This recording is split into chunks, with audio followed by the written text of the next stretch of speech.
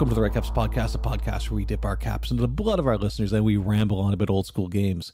In today's episode, we are joined by Greg Gillespie, best known for his plethora of Megadungeons. Remember, no mortal can outrun a Redcap, so I hope you can sit back, listen, and enjoy. This is interview number 2 of about 7 or so that I have scheduled for this month, and I'm hoping people are enjoying them. I know they're a little bit longer, or a lot longer, than my normal episodes. But in this one, I'm going to be sitting down with Greg Gillespie of Barrowmaze, Highfell, Forbidden Caverns, Dwarrowdeep fame, and we're going to talk about his process of design, the importance of art, and a whole lot more. This episode is going out on the 7th of October, which means you have roughly 2 weeks left to get in on the Child Hero Contest. You can win some great prizes, so please do drop me a note and get your entry in. Tell me who your favorite child-aged hero is. Is it the kids from the animated D&D cartoon? Is it Kevin McAllister from Home Alone? Is it, I don't know, the kid from an anime show that you enjoy? Drop me a note, let me know who it is and why. So far, the Extra Life fundraiser has raised about $300, which means after I do my matching, we'll only be about $75 away from hitting a $500 milestone. Thank you so much for everybody who's participated, and hopefully we're able to reach that. All right, so enough about all of that. Let's get to what you're really here for, which is the interview. Take it away. I'm joined by Greg Gillespie, best known for Megadungeons galore. You've done several of them. The only one I've had any playtime with is Barrowmaze, but I know you've done many others.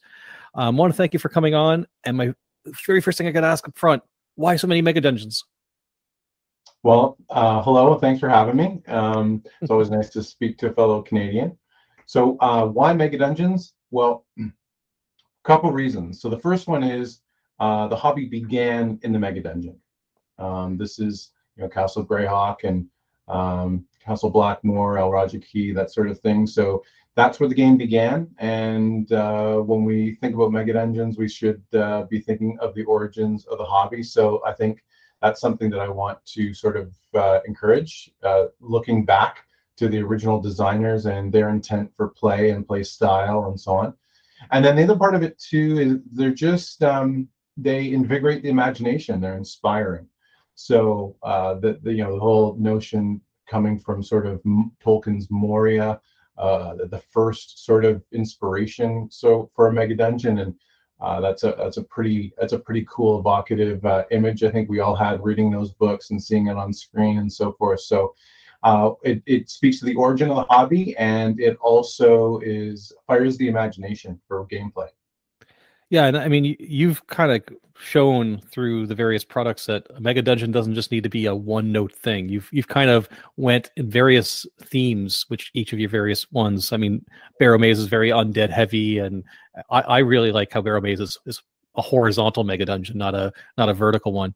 And then up to the most recent one, which is basically Moria, for lack of a better way of describing it, with is it Dwarrowdeep? Am I saying it right when I say? Yeah, you got it. And I mean, you've got a floating island Megadungeon, and you've got basically a different take on Caves of Chaos with a lot of faction play as well. So there's a wide mix of what you've been able to do with the Megadungeons. So do you tend to play? I always think of the dungeon play as I play a lot of BX. That's my game of choice, and dungeon play being the basic. And as soon as you go start doing overland stuff, you're an expert. Do you do any of the overland stuff do you have settings that you create for your home group or for yourself, or that focuses more on the overworld, or do you try to keep everything in the dungeon as well? No, I think you should give access to everything immediately, so that if your group decides they want to do some overland stuff, they can. If they want to run headlong into a dungeon and get TPK'd, they should have the opportunity to do that too. So what I do is I'm very sandboxy. So I'll take some small, like 32-page published dungeons. I'll take the Megadungeons that I've made. I'll take maybe one-page dungeons I've created, and then I'll throw out some rumors, and then they can decide what they want to do. So if that involves overland play to get there, then that's what we do. If it's something that's a little bit closer, maybe day's journey or whatever to enter a dungeon, then we can do that too. And so I just make it sort of available for what they want to do, and then we sort of decide about a week in advance, and I'll I'll prep the direction. So very much like a proper sandbox, or almost taking some of the cues from like the West Marches style of, hey, tell me what you want to do, and then I'll make sure that's ready for the next session, and you guys schedule that out for me. Yeah, and I do like there are a lot of really cool one-page dungeons that, quite honestly, you don't have to really do any prep for. You can run them with almost no prep because it's effectively one sheet, and if you can bring your knowledge of the game and your imagination to it, you can make those really interesting for play. And then, of course, you've got what I found was, and one of the reasons why Barrowmaze came about, is that we would sort of discuss what we wanted to do. I'd prep for it. We'd show up on game night, and then they want to do something completely different. So what I did was I need a tent pole for this thing, and that's really what inspired Barrowmaze. Yeah, I've used a lot of from the one-page dungeon competition that gets held every year. I've taken a lot of dungeons from there to play with, and honestly, I mean, we were recently talking on a Discord, and there was a conversation about, what were the 6 books if you were going to take 6 books, and that was going to be your final set of books to go and play RPGs with forever. And for the adventure, I put down Barrowmaze partly because I think you could probably play it for more time than I actually have left to play games, but also I pull a lot of like the smaller barrows all the time from it, or even like parts of the dungeon, and just use them as standalones. So I think it's a very useful tool in that sense. All my dungeons are like that. So with Barrowmaze, you've got the low-hanging fruit for the barrow mounds, and then with Forbidden Caverns, you can easily take like the Kobold Complex, or some of the other monster-themed dungeons, hobgoblins, and so on. For Highfell, you can easily take a wizard tower. You could throw it into your sandbox, and so each of those has that sort of low-hanging fruit where if the players want to accrue a little experience before they go sort of subsurface environment, they can do that. And then so Dwarrowdeep, which is my most recent MegaDungeon. So like I've always had, I'm very tall. I'm like 6'5". And when I play, I like to play dwarves because I'm interested in what the perspective of the world is at about 4 feet high. And I know that's kind of silly, but I think that's fun for me, and that's what I like to play.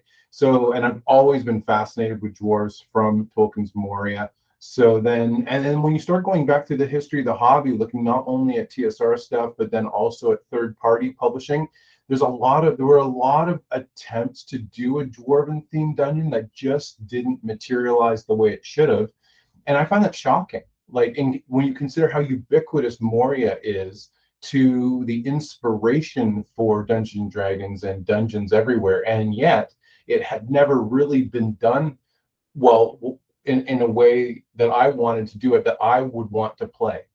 So that's so I do, I go at things very much with an academic approach. So I create a preliminary bibliography of all the stuff I'm going to read. I do all my background reading.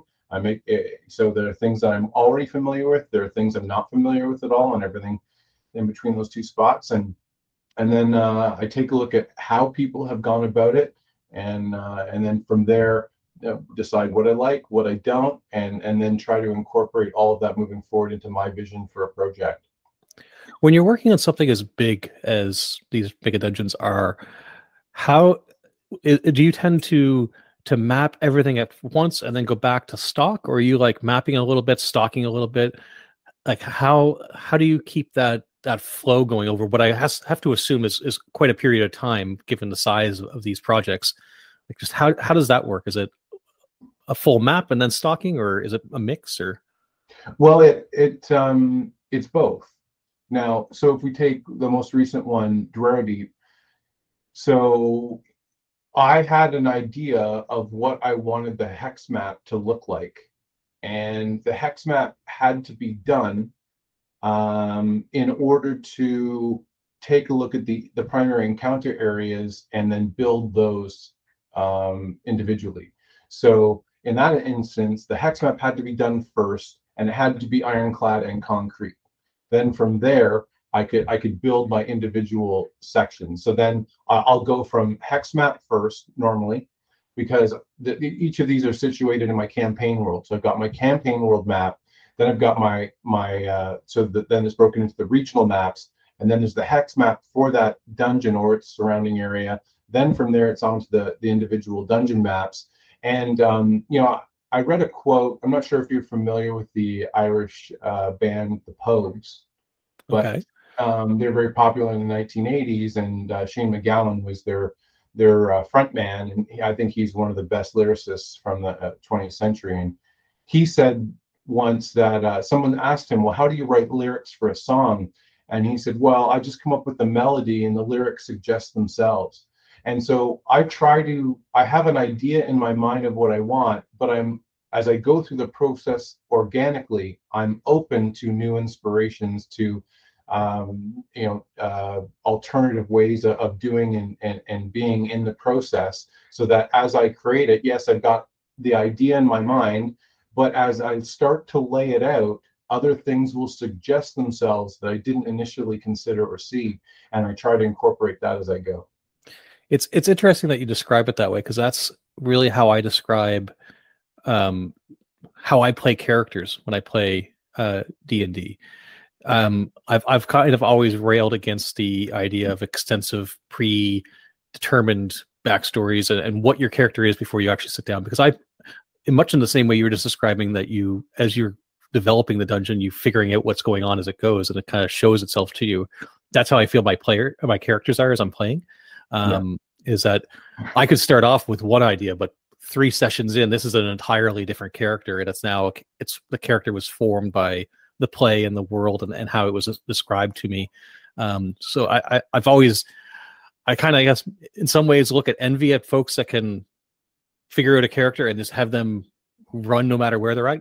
But because for me, if I tried to plan it, it would be thrown out within like the first session, because the world would change exactly how I play. Well, so. And any role we play, whether it's in our daily lives or at the table, is one part intrinsic. So it's coming from us, what we would like the character to be, but then it's also exterior or extrinsic, in that by bouncing your character off other people playing their characters, you're also identifying what your role is, what the personality of the character is. And I think I think being open to that is not only fun, but it's also that exploration of self that we engage in. We think we're exploring dungeons, but we're really just exploring ourselves. Yeah, many people have said that Dungeons and Dragons or role-playing games in general is a great form of therapy, and probably for that exact reason. You're finding out things about yourself and how you interact with people every time you sit down and pick up a set of dice. So. For sure, yeah. Well, just to chime in there again, in terms of my process, I'm really big on journaling. So what I do is I play a little bit of a mind game with myself. So I buy these books that look like they're almost like in-game, in-world books, like you would be on a wizard shelf or something like that. Like they look like they're in-world. And I use those for journaling. So I'm journaling, like if I get a little bout of inspiration, I write it in that journal. And it could just be a place name. It could be an interesting NPC concept. It could be figuring out distances with hex maps and so on. So what I do is I everything goes in that journal, and then I carry it with me pretty well everywhere I go for like a year, and I constantly revise it and revise it and revise it. And some things don't make it into that project, but they might make it into the next one, or something will get finalized and honed, and it will make it into that project. So I try to engage in the process, and to keep your work interesting, so it has a little texture. It has charm, and hopefully people see that when it comes off the page, and you can't cheat that process. And we've got a lot of really articulate, well-read, bright people in the hobby, and they know the difference between something that's been banged out and something that shows some care. And so I'm writing for that person. Right. Mm-hmm. I always envy folks that say they do a lot of journaling, or that they can do that.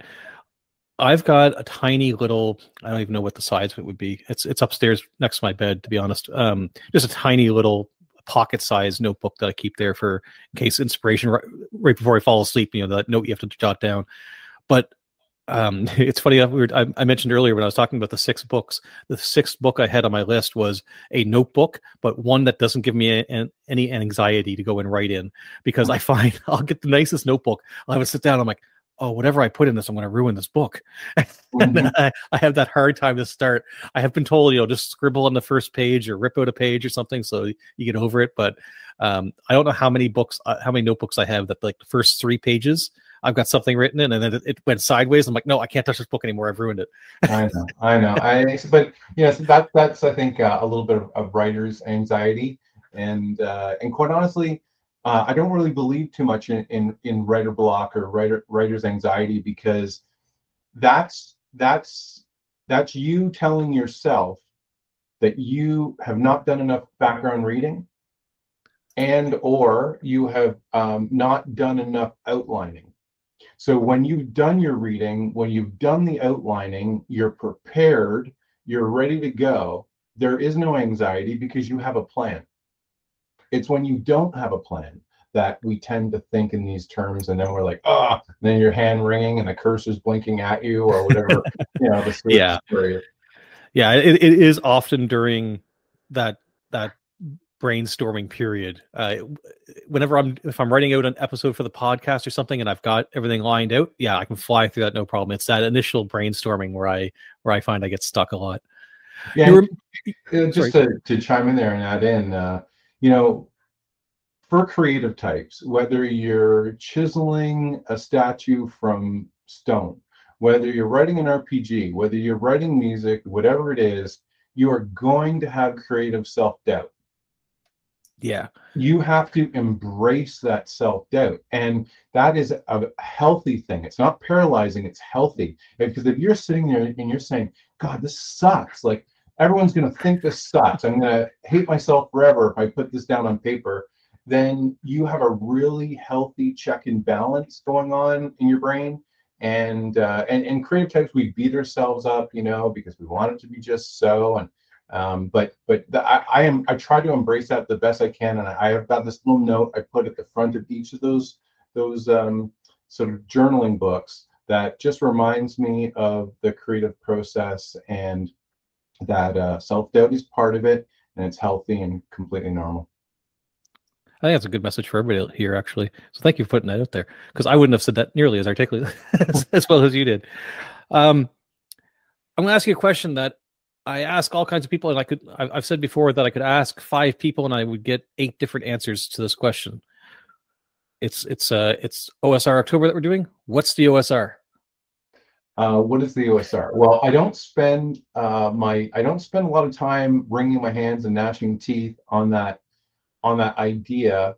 I think if you're really to pin me down, I would say the OSR plays editions of Dungeons and Dragons either published by TSR or inspired by those rule sets in the form of retro clones.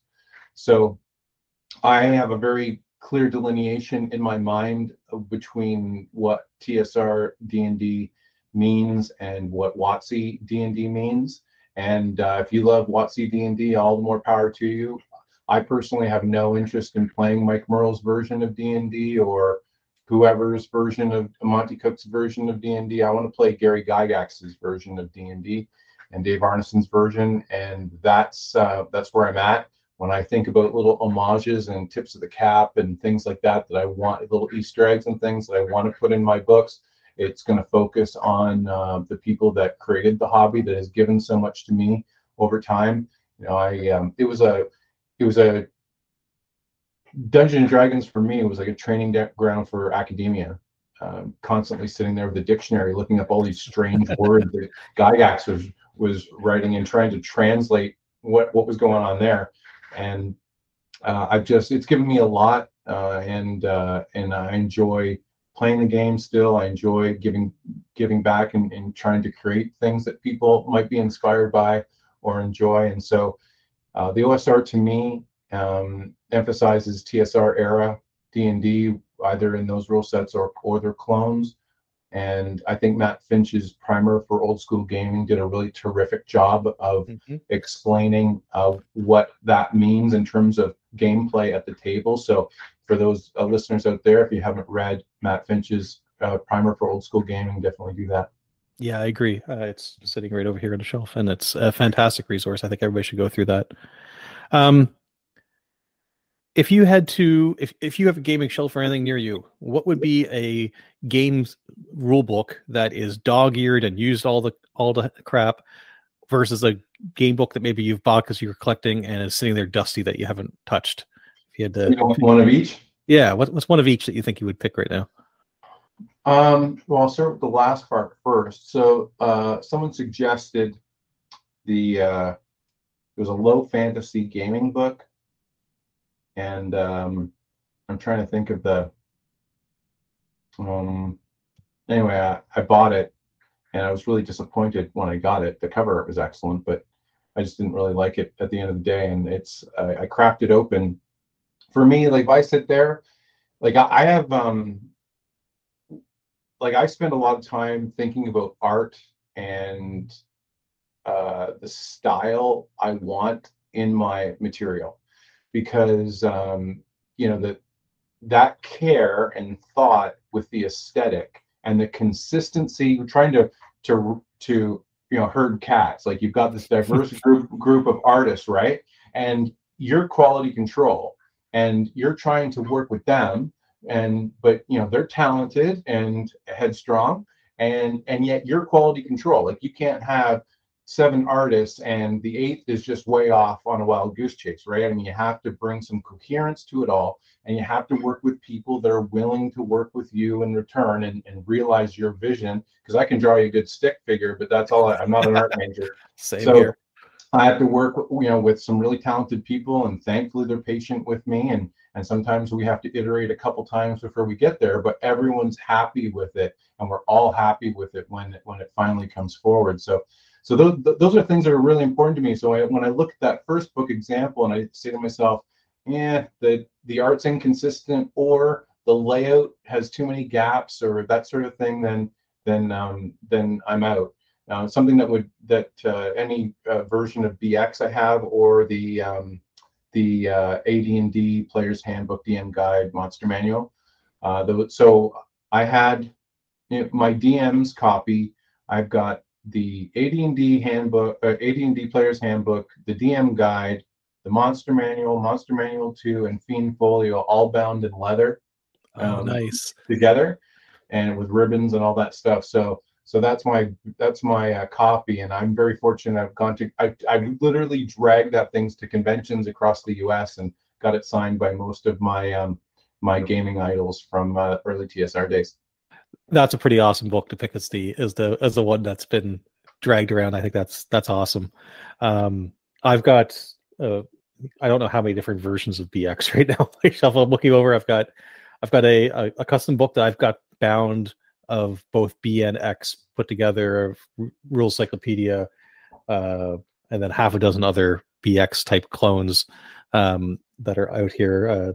Old School Essentials, obviously, and everything else, but that would probably be the one that I pick, as well as any sort of a form of BX. But I also have all my AD&D books. I don't play AD&D very often. For me, AD&D I end up using more as a reference guide. I pull stuff from the DMG or from some of the other books, but I find I end up not playing it as much.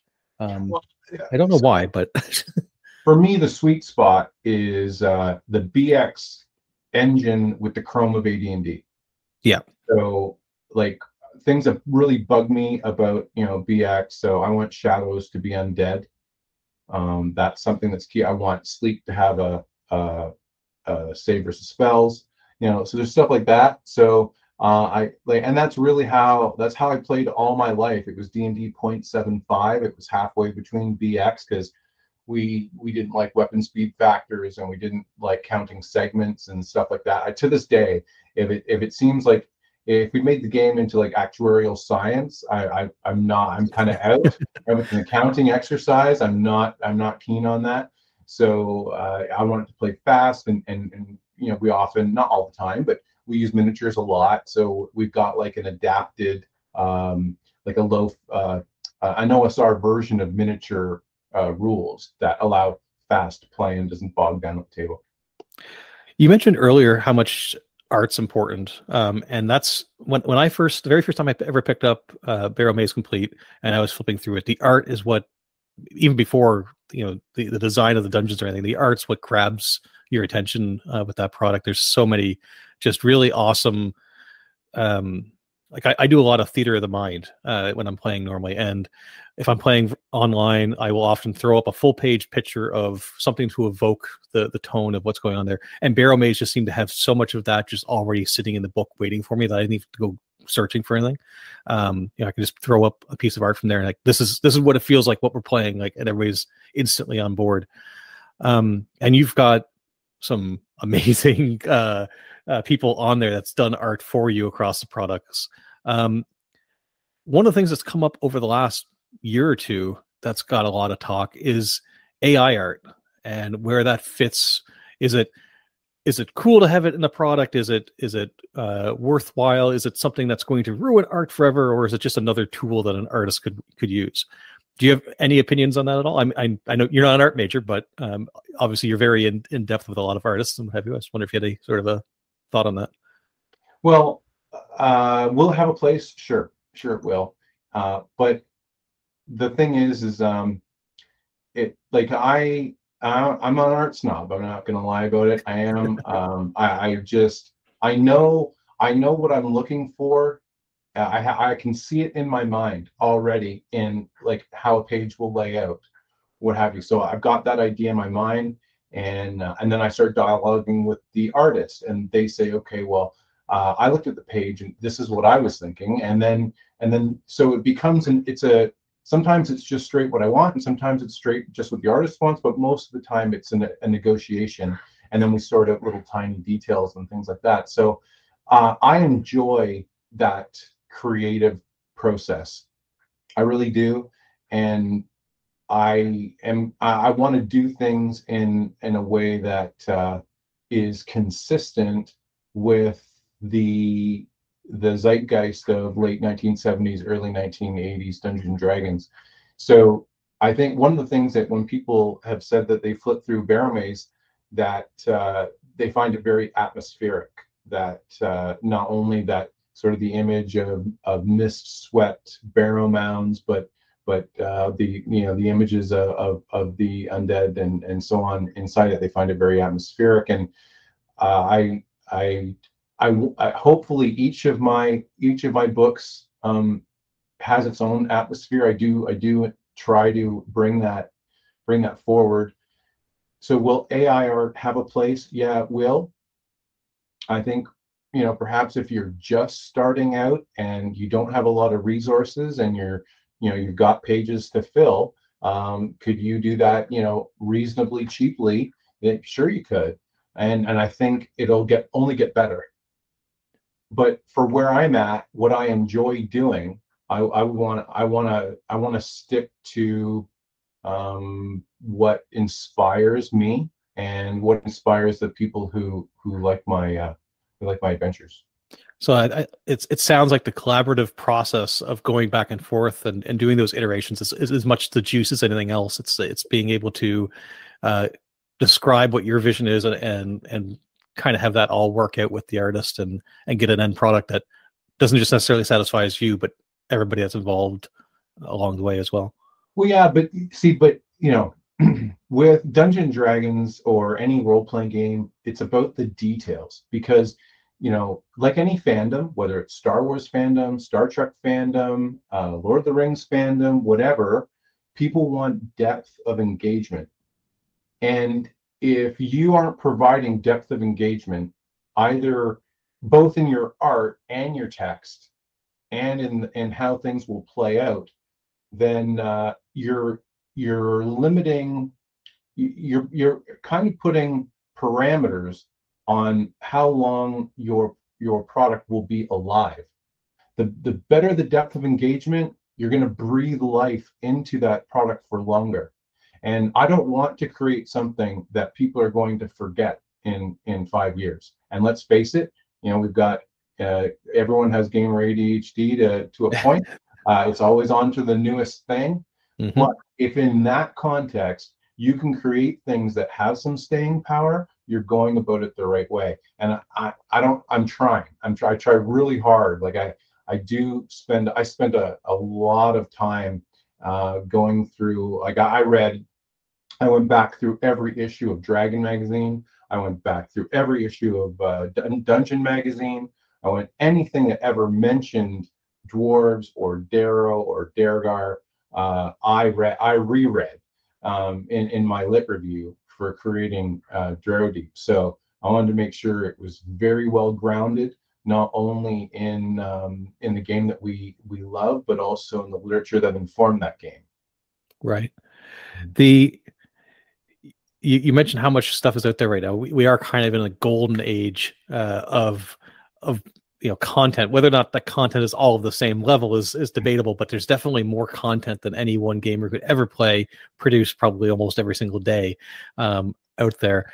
You've gone through the Kickstarter process a few times. I don't know, was Barrowmaze also Kickstarter, or was that I know your other ones have been, but I don't know if Barrowmaze was or not. No, so at that point, that precedes when Kickstarter was available to Canadians. So I had to go through Indiegogo for Barrowmaze 2, and then I just brought Barrowmaze Complete forward on my own, if I recall correctly. So how do you find the publishing process? I guess is the process pretty much the same from a publishing standpoint, and it's just the funding that's different when you go Kickstarter, or do you have like a different approach depending on how you're planning on going through that? Well, see, so the thing is, when you're doing projects as large as mine, you have to be you have to wear many hats at the same time, and one of those is Kickstarter project manager. And the internet's littered with wayward Kickstarters. Yep. So you need to go at your Kickstarter with the care and consideration that you will go through your entire project, and you have to be good at that managerial part that doesn't even involve any creative design, doesn't involve any writing, doesn't involve working with artists. You have to have that skill set to bring that and to bring that to bear. Now, once you do that a few times and you develop a little bit of a name for yourself, it gets easier. But you really have to empty your bucket the first few times you do it. Now, an additional part of that would be I just ran through my brain. I've tried then there's the advertising of the Kickstarter, just trying to get word out there, and you don't really realize how vast the internet is until you yell into it and you don't hear anything back, right? So that's been really interesting. So you have to do that. You have to do the project management, you have to do the writing, you have to do the editing, you have to do the map editing. So you have to be prepared to wear all those hats, and quite honestly, it wears most people out. So like I'm fortunate because I'm an academic, so I've done a master's thesis, I've done a PhD dissertation, I've revised a dissertation into a book. I can literally put on a hat for a couple of years, to get these things done, because I'm accustomed to doing it. But if you haven't done it, it is a lot, it really is. So, and you have to, the other part of it too is, like when you're writing, you need to do this kind of thing well, you need to know who you are. And if you know who you are, then you know your voice. And then you have to know how do you like to design? What are the tenets that are core to how you view the game and what you see important in the game? You have to be you have to be at the edge of the knife on all those things. Then you're in a place to take on a big project. So those are really important, and I think sometimes they get lost. Like sometimes we think we know who we are until the shit hits the fan, and then we realize we don't know who we are, right? Yeah, you start scrambling for all the things that you think you should be rather than what you actually are. That's right. Yeah, and so that's I think that's gotten some people. As we know, some Kickstarters don't fulfill or they go sideways, and I'm not going to let that happen. It's not something. if I commit to a project, I'm going to commit to a project, and it's going to get done come hell or high water, and there's not going to be any excuses for it either. One of the projects that I wasn't aware of yours until recently, when I first was trying to figure out if I was going to be able to get you to come on or not, and I was doing a little bit of searching, is quite possibly the best title for a blog I've ever seen, which is Lead Men Tell No Tales. And as I'm going through there, is that all your own mini painting? And do you do a lot of that? Yeah, I've got so I really enjoy miniature painting. I do, and I've got 2 display cases in my living room filled with miniatures I painted. And yeah, all the ones on Lead Men Tell No Tales are mine. And but so I have to feel like I'm in the post-release stage. So Dwarrowdeep came forward in June, and then I got COVID like the next month, and that like wiped out a month. And then now the academic term has started. So I haven't I'm still sort of coming down from release. Mm-hmm. And so I don't tend to paint, and because I'm not feeling terribly creative in those instances. But I'll get back in the saddle here eventually, and I'll paint some minis. Do you have like a 3D printer and you make any of your own, or do you like outsource minis from other places? Like, actually, is it actually lead men that you're painting? Oh yeah. No, I want that lead poisoning for sure. And yeah, like all your minis, kids, they're great for you. Yeah. So like I really love late 1970s, early 1980s Citadel miniatures. That's where it's at. Like they're just they're not what's the word? We haven't had the war gamification of miniatures that Games Workshop did at that stage. So a lot of them were, you might have 6 or 8 variants of an orc, but at least it's a variant, right? It's not all in an identical position, which I find spirit crushing. So I really love the dwarves of that era. I think they're super cool. The weapons haven't gotten out of size range. That's something that really breaks the frame for me. So if I play a video game and somebody is wielding this big massive sword that would just be impossible for them to pick up, like that's broken the frame for me, and now I'm imaginatively tapped out of it. So if I see that in art or I see it in a miniature, I'm out. I have no interest. And this is one of the things that bugs me about Wizards of the Coast. So this has happened to Star Wars. It's happened to Star Trek. It's happened to Dungeons and Dragons.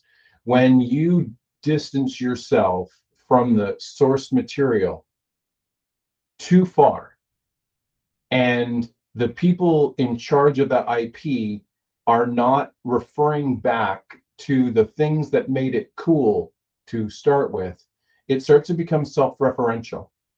And now it's a circle jerk. And then you start getting weird armor that makes no sense. You get weird weapons that make no sense. Now, obviously, we're all talking about an imaginary game, and I get all that, but it's medieval fantasy. And I want to keep the medieval in medieval fantasy. It's not the fantastical, which is what I see going on with a lot of role-playing games. And quite honestly, I'm out. I won't play them because I don't. If the art is a turn off, I'm not going to play it. So I just feel like I want to stay true to the medieval and medieval fantasy, and that's what was on the white books back in the day. Yeah, if it breaks the immersion into the world, it's hard to stay in character. It's hard to take everything that's happening seriously. So I can totally see that and get that. It's been over 10 years since Barrowmaze came out, and like you said, this Dwarrowdeep just launched this past summer. How long before you think the creative juices start flowing that whatever the next project may be? Or is okay? And actually, before I ask that question, I don't know if I've ever actually heard you admit this. I've seen other people speculate about it online. I think it's pretty clear whenever you look at the maps. But Wilderness Survival map is the home. It has to be the home for all these dungeons. Is there any room left on that map for yet another Greg dungeon? And if so, where will it go? Well, there's 2 spaces left. So I've got 2 projects. So I envision it as a 6-part project. So there's 2 left. And so then that's the second question. The first one is timing. So I have to do have to do things relative to my work schedule, just like all of us hobbyists have to do. And I do try to align a book with a sabbatical. So my rate of publication is slow, like I'm every 2 or 3 years, probably averaging 3. And so I have a sabbatical coming up in 3 years' time. So I would envision spending, in the writing and the playtesting of the next one, starting in about 1.5 years, maybe 2 years, then a year to start drafting, think about the Kickstarter, then taking all the notes and rewriting those in the sabbatical year that would follow for publication at that time. So probably 3 years or 4 for the next one. And it's important that you get your juices back and you get your creative flow back before you start to go down that road. So that those things are important considerations. Has a new notebook been cracked open and ideas flowing in? I do have a brand new notebook, and I have not started writing in it yet. I already know what I want from a macro, like global. Give me a tip. Give us a little sneak. No, well, I won't do that. But Dan Boves, the famous Dragon magazine artist, has already completed the cover art for the next one. Oh, so wow. If people want to follow on the Barrowmaze Facebook group, I'll post little nuggets there from time to time. Very cool. Is there anything else that you wish, whenever you've talked to a whole lot of folks at times, is there anything that people should be asking you that nobody asks you and you're just like, why does nobody ever ask me this question? I have a great answer for it. I've got a lot of so speaking of the depth of engagement, all right, so if we use the example of, say, a Simpsons episode. Okay. So let's say you're watching The Simpsons and you're 10 years old, right? So you're going to get like the potty humor. Mm-hmm. Probably, all the political jokes, whatever, are just going to go right over your head. And I don't know, so you're 17, 18, a little more worldly, you've got a little experience, maybe you're at college, you start learning some things. Now you're getting the potty humor, you're getting a few of the other jokes and some of the political jokes. Now you're 25. I know you're getting pretty much all of it. So I layer my material like that, and I put in all kinds of tiny Easter eggs that I know for a fact people are not picking up. And so I'm always curious to see whether somebody's like, hey, I noticed you said this on this page for this room. And so I just I do things like that just to keep the reading a little bit light, so that you're reading along and maybe you get a little snicker or a wry smile at the corner of your mouth as you're passing along. Oh, I remember that from this adventure or something like that. And I do that's engaging to me. And I don't know, maybe some you might want to call it fan service, but I'm doing that for me. So I think I'm giggling to myself as I'm writing it, and I'm going, I wonder if anyone's going to pick up on this. And so that's always a fun back and forth between writer, designer, and audience. Yeah, I think that's really cool. And you're right, there is definitely layers on things like that.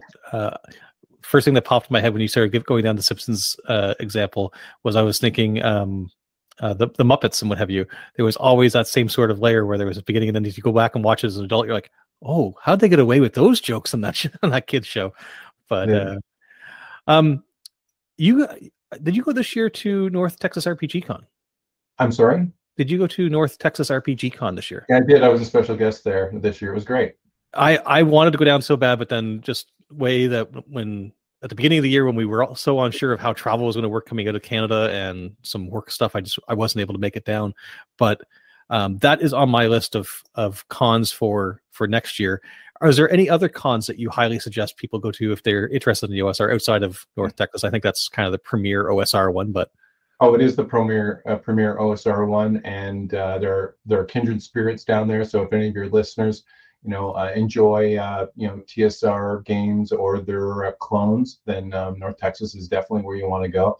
Any excuse? I'm also a Dallas Cowboys fan, so any excuse to get me down there, and I'm good. those are my people for sure. So I think I was maybe a Texan in a past life or something, because I find that place like home. So now, after North Texas, for my 2 cents, there is a big drop, and I'd love to sit here and say, GaryCon is still an old school gaming convention, but it's not. And they've gone down a different road for the reasons that they needed to, and that's up to them. But I went to GaryCon when it was still a bit of an old school convention, and then the second time I went, it had started to change, and then the third time I went, I decided I wasn't going to go back. There's just not critical mass of people there that enjoy the same style and of games that I enjoy. Now, I do have friends in Chicago and the related area I'd love to see. So if I went, it would be to be able to see some of those people and whatnot. I haven't made it to Gamehole yet. I was thinking I would make it this October, but I can't go. I'm also maybe shoot for Gamehole in 2023. And there are a few smaller, very small conventions at this stage that we'll see where they go in the next few years and take it from there. Yeah, one I'm interested in probably attending next year too is ShireCon, which I'm not sure if you're familiar with it or not. It's located, I think is it Vermont that they host it in? I believe it's Vermont. It's either Vermont or upstate New York. It's right in that area. So for me, that's not that terribly long of a drive. It's a few hours, 6-7 hours, I guess, away. So that's on my list as well, as far as being an old school con to try to hit up in the next year. I think that's all the questions I had. Is there a big list of where's the best place for everybody to find a list of all the products that you've got out and be able to keep up with where announcements for new things and everything will come from? Like, where should everybody go to look to find all your stuff? Well, you can go to Drive-Thru RPG, and you can put my name in there, and you'll find my stuff there. The Barrowmaze Facebook group. So you can add there, and there's people who, if you're looking for digital maps for Barrowmaze for playing on a virtual tabletop, like there are people who just create those maps and will post links to that kind of resource material there, or other stuff, or people ask questions or post game reports, and so that's kind of always fun for me. And what else? Facebook group, Drive-Thru RPG, and I'm available. If anyone has any questions, I'm available at barrowmazecomplete@gmail.com. So or on Facebook. I do get messages all the time, or play reports, or somebody saying, we played this room last night and it was so funny because this is how my players reacted to it. So I enjoy hearing stuff like that. All right, sounds good. So everybody send all your play reports and stuff into Greg. I'll put a link down in the description in the show notes there of all the different links of how to get a hold of you and where everything's located. I really want to thank you for coming on. I know it's like I said before, it's kind of a small podcast, but it's always great to have folks that I look at my shelf and I'm like, oh, I can actually get to talk to the person that created this stuff. So it's great that our hobby, while it's small and niche, is still, it's still easy to get a hold of the folks that have made really great work. And thank you for the work that you've done, but also thank you for coming on here and chatting with me. I really appreciate it. It's my pleasure. Anytime. I'm happy to join you, and a great conversation. I'm really pleased that you invited me, and I look forward to hearing more of your podcast.